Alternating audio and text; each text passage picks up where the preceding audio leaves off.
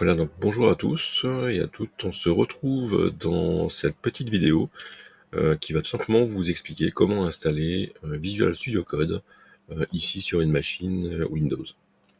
Donc, première des choses à faire, c'est d'aller déjà sur le site de Visual Studio Code, qui est donc code.visualstudio.com. Quand vous arrivez sur ce site internet, vous allez automatiquement arriver sur la page de téléchargement.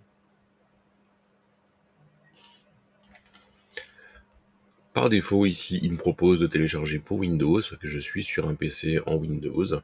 Si vous souhaitez télécharger pour macOS ou pour Linux, ou pour n'importe quoi d'autre, vous pouvez directement cliquer sur la petite flèche, et vous avez ici par défaut les versions macOS, Windows, x64 et les versions Linux.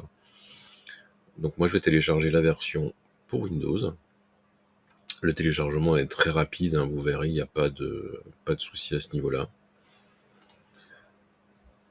Une fois que le fichier est téléchargé, vous avez juste à cliquer sur exécuter ou sur open ou faire un double clic sur le fichier Visual Studio Code qui a été téléchargé. Et l'installation va se lancer.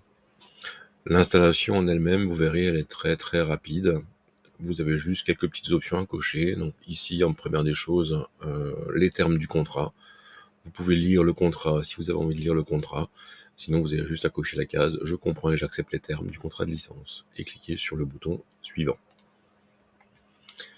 Ici, au niveau des options, les deux options du bas sont vraiment à laisser. Elles sont nécessaires au bon fonctionnement du logiciel.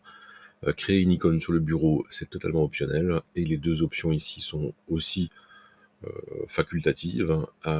Celles-là servent tout simplement quand vous allez faire un clic droit sur un fichier Python par exemple, vous allez directement pouvoir choisir ouvrir avec Visual Studio Code au lieu de faire un double clic sur le fichier ou de l'associer directement avec Visual Studio Code. Moi j'aime pas trop avoir de programme dans ce menu clic droit, donc celle-là je les laisse décocher et je clique sur suivant. On clique sur installer.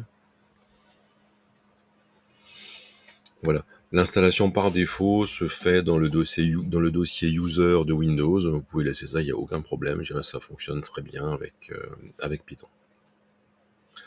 Donc l'installation, vous allez voir, est très rapide. Ça met une petite trentaine de secondes, vraiment, suivant la vitesse de votre machine. Et une fois que l'installation est terminée, vous n'avez plus qu'à cliquer sur exécuter Visual Studio Code.